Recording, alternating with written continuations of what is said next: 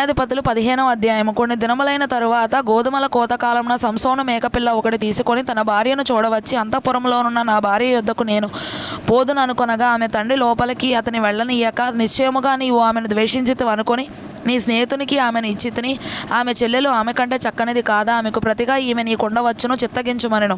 అప్పుడు సంసోను, నేను ఫిలిష్తీయులకు హాని చేసిన ఎడల వారి విషయంలో నేను ఇప్పుడు నిరపరాధినై ఉందునని వారితో చెప్పి పోయి 300 నక్కలను పట్టుకొని దివిటీలను తెప్పించి తోకను త్రిప్పి 2 తోకల మధ్యను ఒక్కొక్క దివిటీ కట్టి ఆ దివిటీలో అగ్ని మండ చేసి ఫిలిష్తీయుల గోధుమ చేలలోనికి వాటిని పోనిచ్చి పనల కుప్పలను, పైరును, ద్రాక్ష తోటలను, ఒలీవ తోటలను తగులబెట్టెను.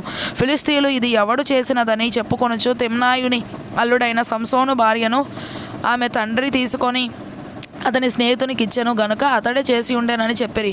కాబట్టి ఫిలిష్తీయులు ఆమెను ఆమె తండ్రిని అగ్నితో కాల్చిరి. అప్పుడు సంసోను, మీరు ఇలాగున చేసిన ఎడల నేను మీ మీద పగ తీర్చుకొనిన తరువాతనే చాలించదనని చెప్పి తొడలతో తొంట్లను విరగగొట్టి వారిని బహుగా హతము చేసెను. అటు పిమ్మట వెళ్ళి ఏతాము బండ సందులో నివసించెను. అప్పుడు ఫిలిష్తీయులు బయలుదేరి యూదాదేశంలో దిగి చెదరి లేహీలో దోపిడి కొరకై దండు కూర్చిరి. యూదావారు మీరేలా మా మీదికి వచ్చిదరని అడగగా ఫిలిష్తీయులు, సంసోను మాకు చేసినట్లు మేము అతనికి చేయవలనని అతని కట్టుటకే వచ్చితిమనిరి.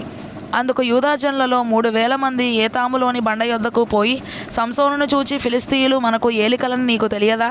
నీవు మాకేమి చేసితివని చెప్పగా అతడు, వారు నాకెట్లు చేసిరో అట్లే నేను వారికి చేసితినెను. అందుకు వారు, మేము ఫిలిష్తీయుల చేతికి అప్పగించుటకు నిన్ను కట్టవచ్చితిమని అతనితో అనగా, సంసోను, మీరు నా మీద పడకుండానట్లు నాతో ప్రమాణము చేయుడనెను.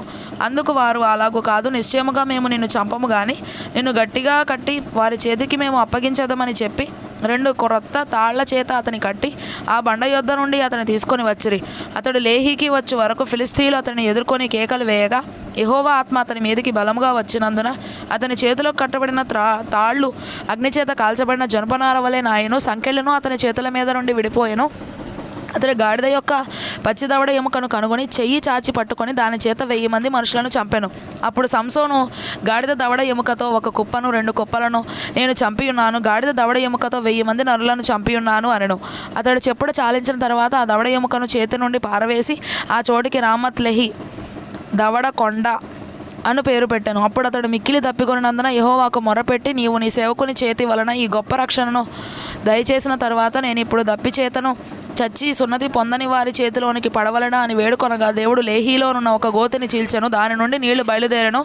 అతడు త్రాగిన తర్వాత ప్రాణము తెప్పరిల్లి బ్రతికెను.